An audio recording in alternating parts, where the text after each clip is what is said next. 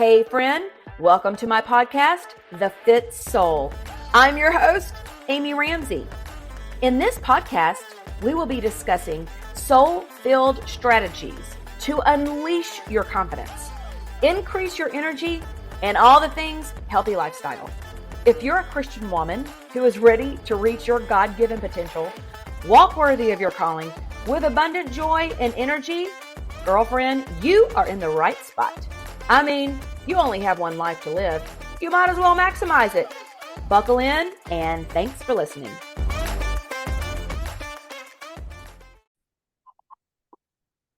Hello, and welcome back to the Fit Soul podcast. So excited today. I've got a huge announcement I'm about to make.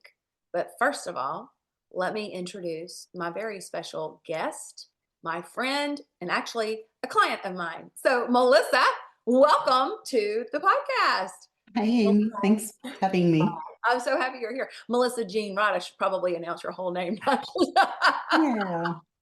that would come later in the bio. It'll come later. So I met Melissa personally, actually at the Worthy Women Summit 2025. Yeah. I'll keep wanting to say last year, but that's actually still this year at the time of recording. Technically, yeah. And we hit it off, and we ended up becoming friends. And also, she hired me to help her with her book launch and high performance coaching and all the things. So I'm so excited because not only am I so proud of you, but you know how I feel about your book. And so we're going to talk about your book launch today, The Daddy Files. So, okay. So Melissa, before we even jump into this, I have a little bit of an announcement to make. Go for it. Okay. So this is episode 150. Bit of a, milestone. It's kind of right there. So it's a good one. Right? Yeah. And I am changing the name of this podcast, and that will be announced next podcast. You are the last person. You are the last one to be on the Fit Soul podcast ever. I'm honored. I know. I just got goosebumps. I know. I think I know what that new name of the podcast is, but I've got to still do a little bit more research. As you know, I'm submitting my planner book and I'm at the point of no more edits.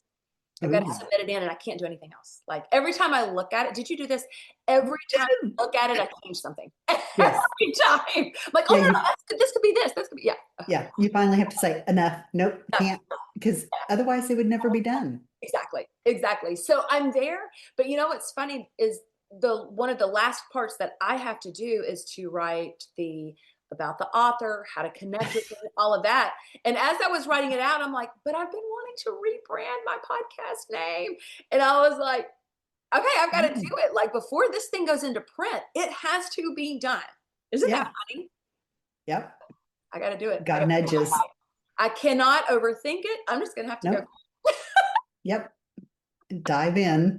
That's what we do. And that's what we're going to talk about, what you've done. And just, I love that about you. It's just, you dove in, you. Oh yeah. Is it dove into the author world? Let me read let's read this bio. Go for it. Let's just go right into this. All right. Melissa Jean Wright helps women heal from the past of absent fathers and discovers that God is their loving father who never leaves them.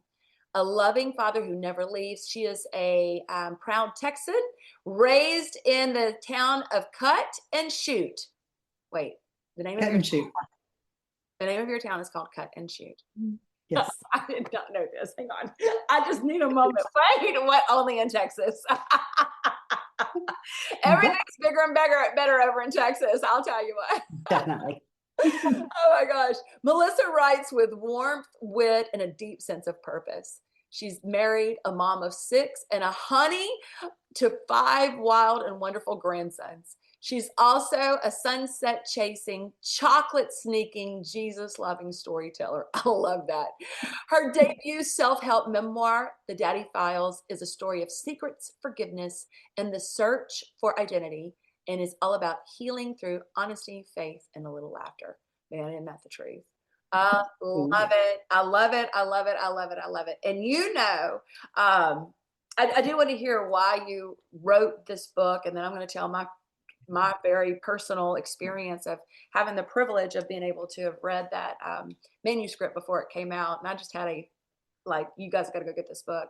But okay, so Melissa, welcome, and tell us a little bit about why. I mean, you're a mom of six, you're a grandmother, you live in Yeah. an interesting little town in Texas. Apparently, where is Cotton Well, Shoe, Texas?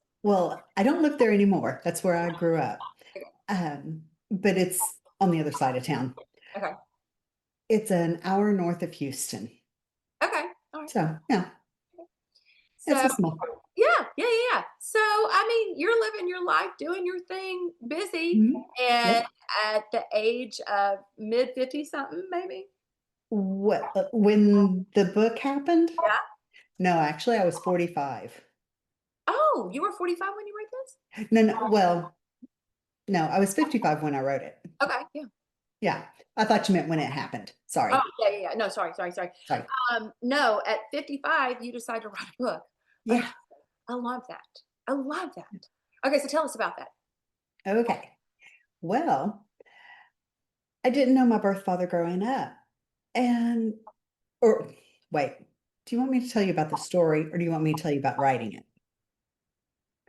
Oh, I want you to tell me why.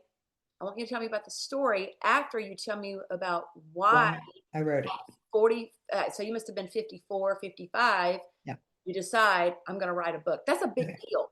Yeah, Like, it is. before we even get into, I tell you what, yeah, let's do this. Before we get into the story, because so many of the women that listen to this podcast are leaders. They're women of impact. And Mhm. I believe that your story of doing something like this, because I can guarantee I know this answer, but you can go ahead and answer right now. Were you scared? Was there I some was fear? terrified. Terrified. Was there some insecurity, self-doubt, and Oh, inadequacies? yeah. Okay, yeah, Imposter syndrome, big time. yeah. Yeah. So Mhm. I love that you were like, okay, I'm gonna write a book. So Yeah. what made you say, okay, let's do this? I lived through something that I discovered more and more people are living through. And they were feeling alone, like nobody understood, nobody could relate, and I could. And I wanted them to know that God was there. He was right there in the middle of their mess, right there in the middle of their pain and their hurt, their world crashing down around them. And He was there. They just had to call out to Him. Good. I want to cry a little bit. That was really good. Okay. So you want to help others. You want to help others heal. And Yeah. I love the mission behind the book because I believe that we all have a story. Yours is really Yeah, crazy. Yours is crazier than most. it is.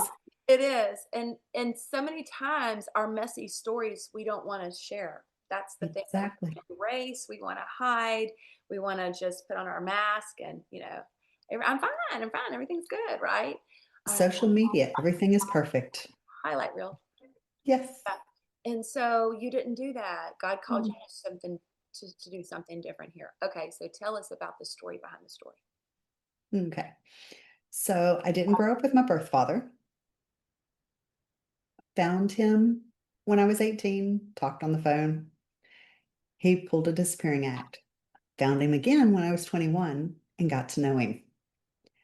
And then he died unexpectedly 10 years later. So growing up, I had all the identity issues, the wanting to know who I was, who my father was, what he was like, all that. I had all the abandonment issues, all the daddy issues, you name it. I was textbook. So when I found him, I thought I had all those answers. And it was like, okay, he wasn't the greatest guy, to put it mildly. And, but he was my father. I got to know him. We built a relationship of sorts, and he died. So I mourned him. I was 31. 14 years later, I'm working on his family tree, and I couldn't find anything about his mother. who had been murdered 4 years before I was born. So I thought, okay, I just don't remember her name right, or I'm missing something. So I pulled out this file that I had of him that had his birth certificate, his military paperwork, just all kinds of stuff. Well, on your military discharge paperwork, it lists, well, and actually all your military paperwork, it lists your blood type. So I'm sitting there, pull it out. As soon as I saw his blood type, I heard a voice say, "He's not your father." Oh my gosh. I was the only one there. And there's this male voice saying, "He's not your father." I So knew my mom. you heard like a voice from I the heard God's voice. yeah. Did you hear it audibly or like in your spirit?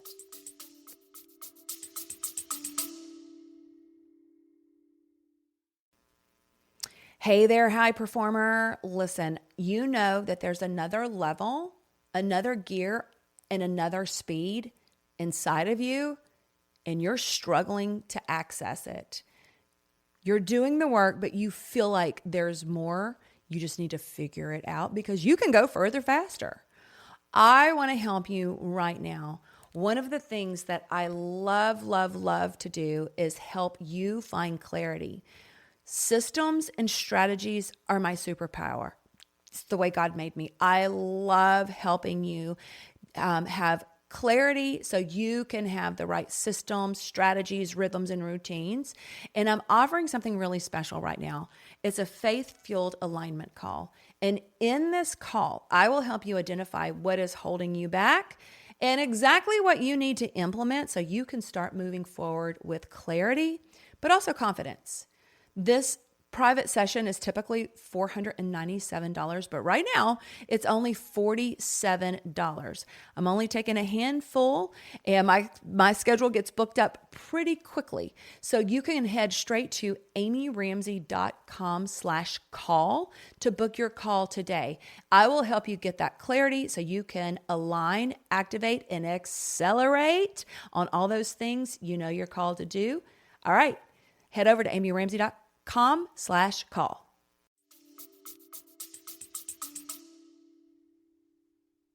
I want to say audibly. It was like he was standing right behind me Yeah. speaking. And it Yeah. was like, okay, Okay. got it. And I laughed. I thought it was funny. Because like I said, he wasn't the greatest guy. Um, So for how many years? Let's go back. That you for is it for 20 years you thought he was your father, your birth father? 31 So you were 31, but you didn't when find he, him until you were 18 yeah, and talked to him on the phone. 21, Yeah, and then you were 31 when he passed away. right. So you kind of knew him for about Yeah, 10. about 10 years. Okay, all right. Yeah, Was it sad to you when you realized he wasn't your father? not at How did you first. feel? I mean, were you At, angry? Were you sad? not at first. At Okay. first, I was happy Good. because my thought was, yes, I get a second chance at a good birth father. Yeah. Could have gone horribly wrong. I could have gotten a much worse one, but Yeah. I didn't think about that at the time. At the time, being the Pollyanna I am, I saw the positive and I went with the positive that I could have a wonderful birth father. And so I called my mom laughing and asked her, and I pulled the rug right out from under her because she thought her secret was safe. So, What does that mean? well, when I asked her who my father was, she doubled down and said I'd been switched at birth. At first that night, and for a while, she said, no, no, military had his blood type wrong, that he was my father. Well, once I finally got her to admit that, no, that's not going to happen, then she switched to saying I'd been switched at birth. And she stuck to that. Are you angry at this point? I feel like just the way you're saying it, you knew that she was lying to you. Yes. At that point, I was hurt. I wasn't angry. Not yet. I was hurt. So how long did this go on of you're switched at birth? No, wait, that's wrong. That was your dad. How long did that time period happen? About a month. Okay, so not too long. Yeah. She stuck to it pretty good.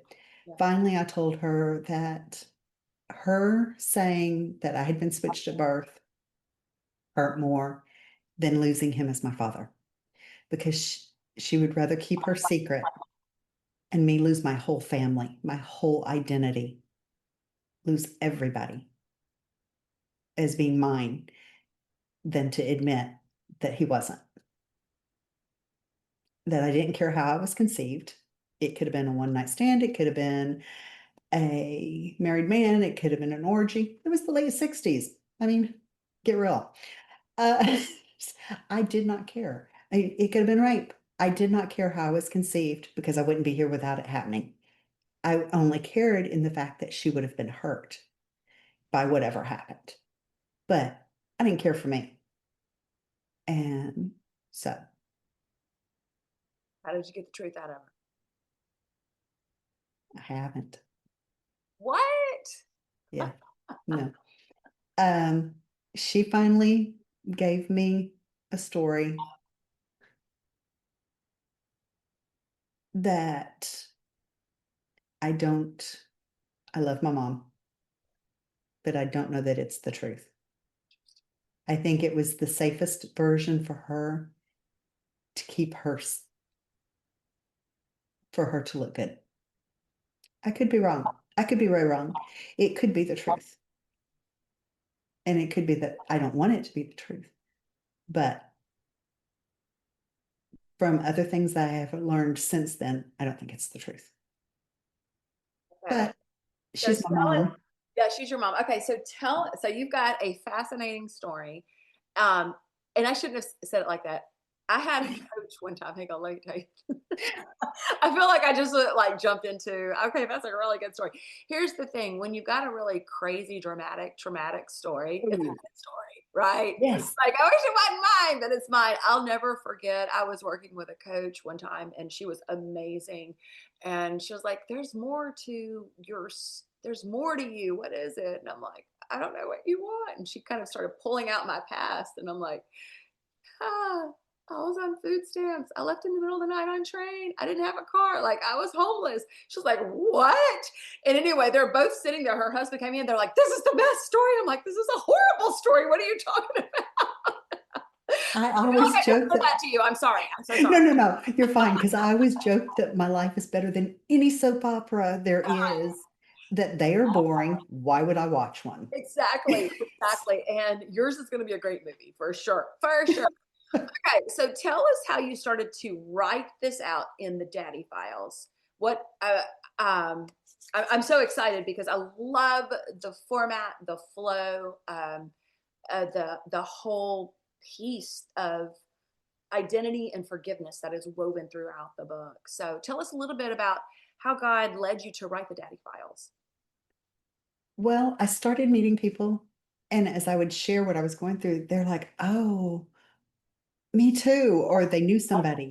And I was like, okay, this is God. This is God. What do you want me to do with this? And I didn't start taking notes. And I didn't journal when I was living it, and I should have. Highly recommend that to everybody. If you're going through something, journal. It helps you process it, and it helps you get it out. And then if you decide you want to write about it, yeah, got your notes. But so that being said, my first draft was very dry, very analytical, very factual.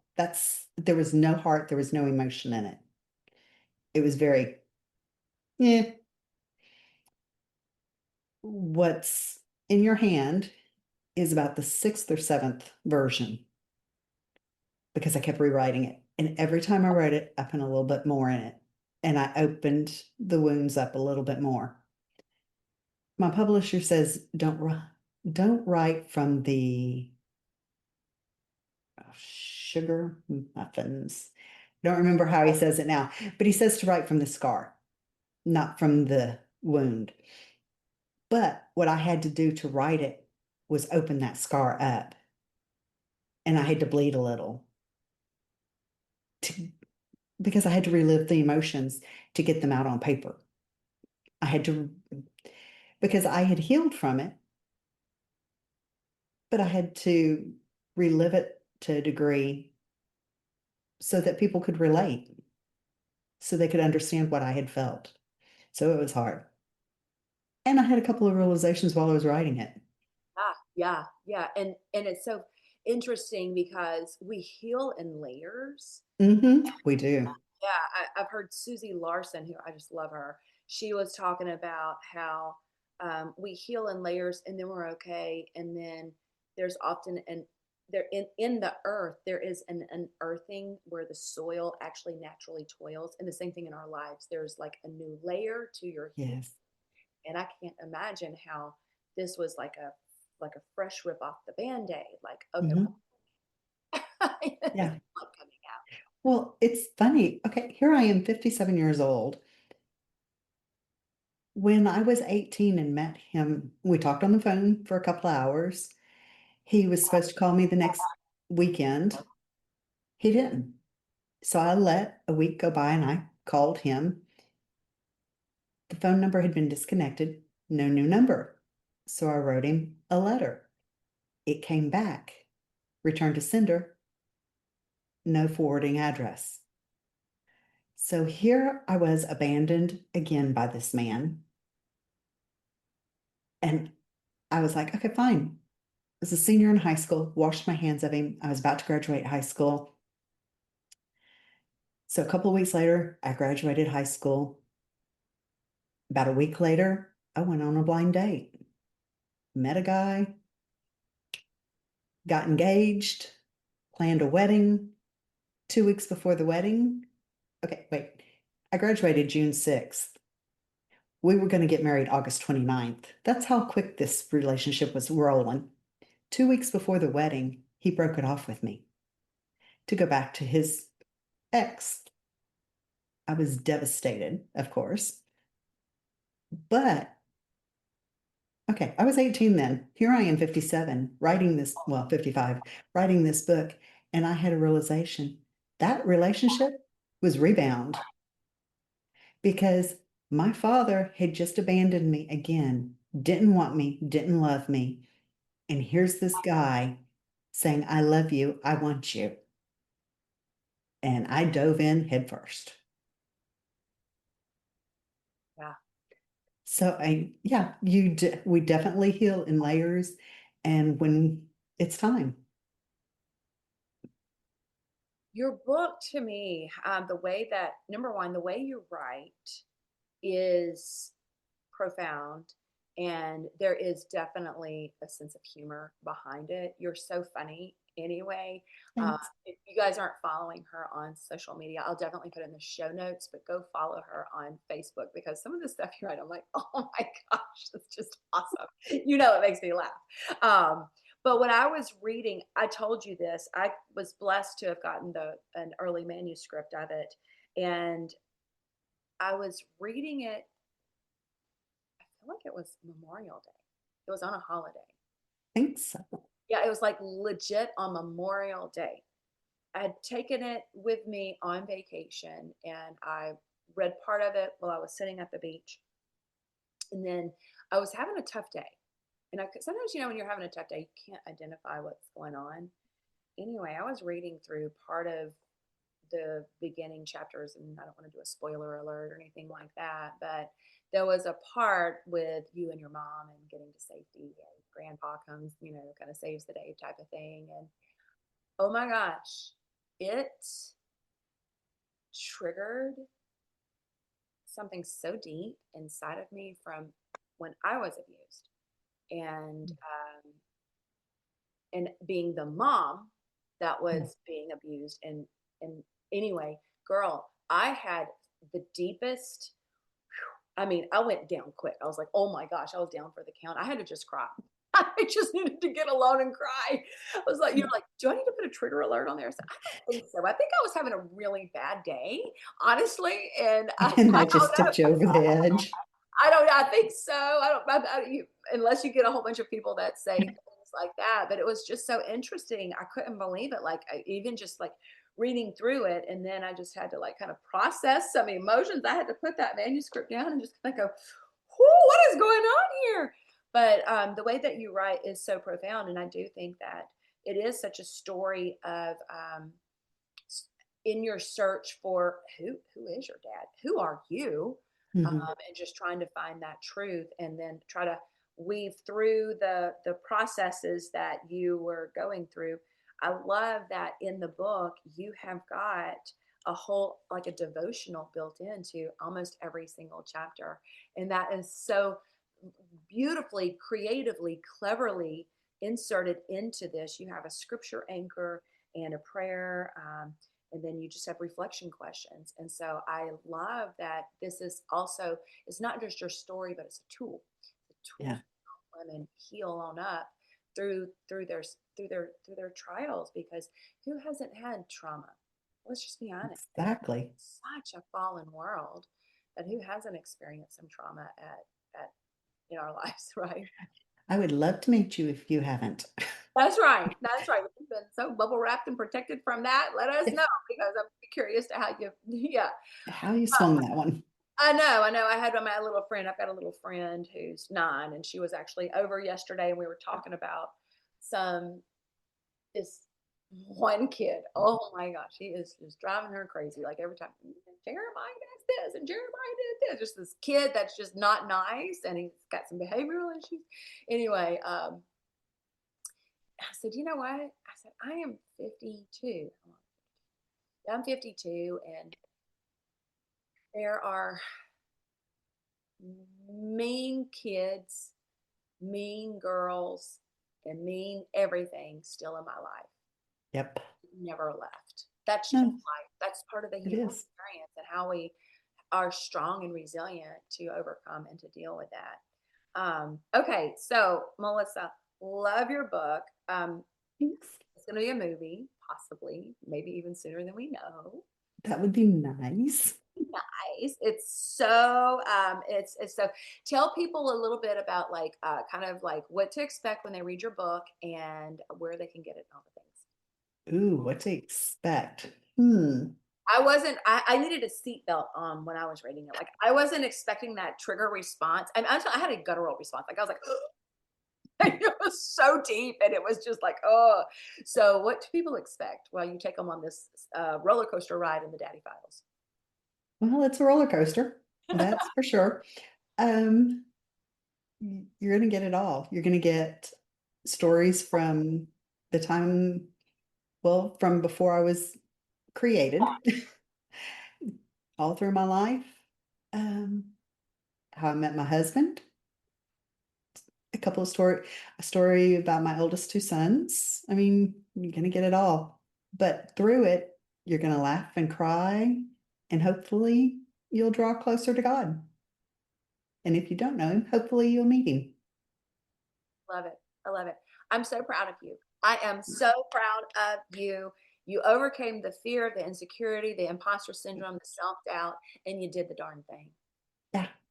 I went from And being a stay-at-home mom who thought she was nothing to a published author. a published author. I mean, for all of you stay at home moms, and you've been home raising your children, that's the best job Yes, in it the is. entire world. But if you think that that's all that there is because you haven't built a career, Oh, let me no, tell you, that's the biggest lie. Like, I think exactly. half is your best half. Let's go, baby. You got a little more free time. You've got Yes. wisdom, experience, Oh, and yeah. clarity around that calling. So super excited about this. And listen, this is the first of, I would say, probably many from you, because I already know you're birthing more things in real Yes. time. Like, Yeah. Yeah, I am. yeah, you're birthing things in real time. You guys are going to love this book.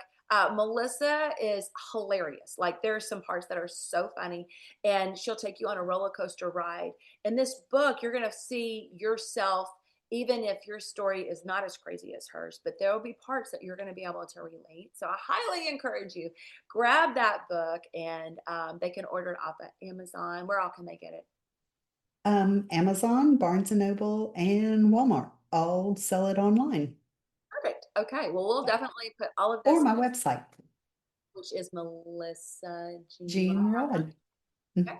We'll put all of that in the show notes. And okay, well, girl, I'm so proud of you. So excited for you. And I appreciate you. I'm going to ask you one last question here before we get off. I love to ask my guests, tell me, what does it mean to walk worthy to you?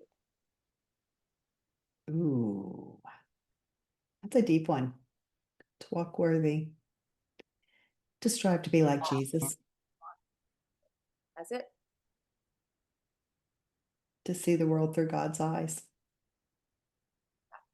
Strive to be like Jesus. Amazing. Okay, friends. Well, this is the last time that I'll be signing off of the Fit Soul podcast. Stay tuned to find out what it's going to be named. I don't even know yet. Like, I was like, oh, I'm going to name it this. I was like, oh, no, that one's already taken. I can't do that. So but anyway, it will be named something new. So I thank you guys for being here. If you enjoyed this podcast, if you enjoyed this episode, please share it. Share it as Karen, baby. Send it to a couple of friends. Go grab Melissa's book. And you guys, thank you so much for being here. I will see you next week with a new name to a podcast. Bye-bye. Bye. Girlfriend, thank you so much for listening to the podcast. I'm so honored you come back every week and that you share the Fit Soul podcast with your friends and family. Every time you share my podcast on Instagram or Facebook, I do a little happy dance. Make sure you subscribe to the Fit Soul podcast where you'll never miss an episode. You can go to Podcast, Apple, Stitcher, and Spotify and subscribe so you'll never miss an episode release. And just know, I truly love bringing you excellent content and great guests to provide you motivation and faith inspiration to help you walk worthy. And one of the ways you can help me is to go and leave the Fit Soul podcast a review. If you have just a moment, would you please go over and leave a review for the Fit Soul podcast? Thank you again. I love you. And here is your reminder. You are worthy. Until next time, bye-bye.